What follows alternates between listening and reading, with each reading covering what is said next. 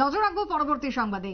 গোটা রাজ্যে রয়েছে 58টা ব্লক, তবে তারই মধ্যে গৌরনগর যে ব্লক রয়েছে সেখানে ভোট হচ্ছে 100% আসনে, এমনটাই বক্তব্য উঠে আসছে গৌরনগর থেকে। বিশেষ করে গৌরনগর ব্লকের অধীনে থাকা কোনো গ্রাম পঞ্চায়েত নেই যেখানে বিনা প্রতিদ্বন্দ্বিতায় কোনো পঞ্চায়েত কিংবা কোনো পঞ্চায়েতের আসন থেকে কেউ জয়লাভ করেছে।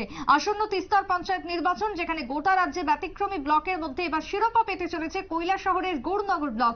ইতিমধ্যেই ভোটকে কেন্দ্র করে এমন বহু আসন রয়েছে যেখানে প্রায় বিনা প্রতিদ্বন্দ্বিতায় জয়লাভ করেছে বিজেপি। অনেক জায়গাতে প্রার্থীরা কোথাও প্রত্যাহার করে দিয়েছে মনোনয়নপত্র, আবার কোথাও জমাই দেননি। এই যে ছবিগুলো ধরা পড়েছে, তবে তার মধ্যে কিছুটা হলো ব্যতিক্রম রয়েছে গৌরনগর ব্লক। এবারে সেই ব্লকে চলছে জোর কদমে প্রচার। প্রত্যেকটা দলের পক্ষ থেকে প্রচার চলছে একেবারে সকাল সন্ধে। বিজেপি হোক, সিপিএম হোক বা কংগ্রেস হোক, প্রতিটা রাজনৈতিক দলের প্রচারে জমজমাট এক প্রকার গৌরনগর ব্লক। আজকে প্রচারকে কেন্দ্র করে কৈলাসহর, ঊনকোটি জেলার কৈলাসহর থেকে ঠিক কি বক্তব্য উঠে আসছে শুনুন। 20টা গ্রাম পঞ্চায়েত রয়েছে।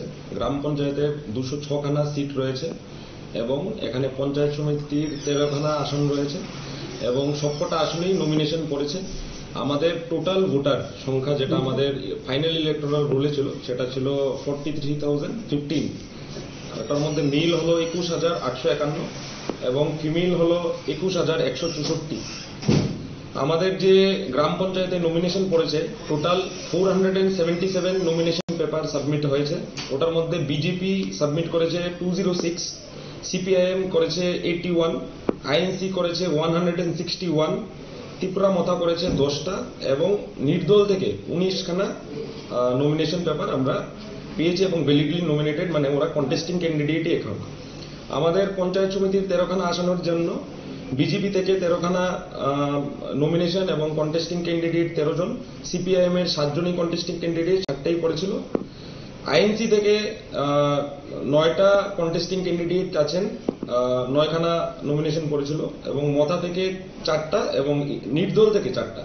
এটাই এখন পর্যন্ত আমাদের ব্লকের যে কন্টেস্টিং ক্যান্ডিডেট ওটার চিত্র।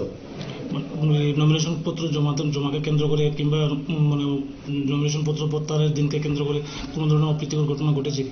আমরা এবং জেলা প্রশাসন এবং ব্লক প্রশাসন এবং পুলিশ প্রশাসনের সহযোগিতায় এবং গৌরনগরের যে সচেতন নাগরিকরা আছেন ওদের সহযোগিতা এবং প্রত্যেকটা রাজনৈতিক দলের সহযোগিতায় আমাদের নমিনেশন থেকে এখন পর্যন্ত কোনো ধরনের অপ্রীতিকর ঘটনার কোনো মানে ইনসিডেন্ট রিপোর্ট হয়নি এখন পর্যন্ত।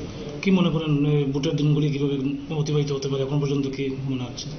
আমরা চেষ্টা করছি যাতে কোনো ধরনের এরকম আনটুয়ার্ড ইনসিডেন্ট না হয় এবং আমরা প্রত্যেকটা রাজনৈতিক দলের কাছে আমরা আহ্বান রাখছি যে আপনারা যাতে শান্তিপূর্ণভাবে সব দলের ভোটারই, সাধারণ নাগরিকরা যাতে ভোটদান করতে পারে এবং আমরাও প্রশাসনও সেদিকে সজাগ দৃষ্টি রাখবো।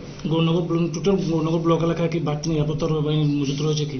হ্যাঁ, টোটাল এখন পর্যন্ত গৌরনগর ব্লক এলাকায় আমাদের আধা সামরিক বাহিনী 5 কোম্পানির মতো অলরেডি চলে এসছে, 5টা ডিফারেন্ট লোকেশনে। গৌরনগর ব্লক এলাকায় ঊনকোটি জেলা পরিষদের আসন কয়খানা রয়েছে? 4খানা আসন রয়েছে। আপনারা শুনলেন ভিডিও প্রণয় দাসের বক্তব্য। তবে গৌরনগর ব্লক, যেখানে প্রায় 43,015 জন রয়েছেন ভোটার, এর মধ্যে পুরুষ ভোটার 21,815, মহিলা ভোটার 21,164, 20টি গ্রাম পঞ্চায়েতের অধীনে 206টি আসন রয়েছে। 20টি গ্রাম পঞ্চায়েতের 206টি আসনের লড়াইয়ের জন্য বিভিন্ন রাজনৈতিক দলের পক্ষ থেকে প্রায় 477টি মনোনয়ন জমা পড়েছিল। তবে সব মিলিয়ে এখনো পর্যন্ত লড়াই বেশ জোরদার হতে চলেছে এই ব্লকে, সে কথায় কিন্তু মনে করা হচ্ছে। গৌরনগর ব্লকের অধীন 20টি গ্রাম পঞ্চায়েত এবং সেখানে 13টি রয়েছে পঞ্চায়েত সমিতি। সব আসনেই জোরদার লড়াইয়ের জন্য প্রস্তুত প্রতিটা রাজনৈতিক দল এবং এখনো পর্যন্ত কোনো অপ্রীতিকর ঘটনার খবর নেই, এমনটাই জানিয়েছেন ভিডিও। ছোট্ট বিরতির পর ফিরবো, সঙ্গে থাকুন।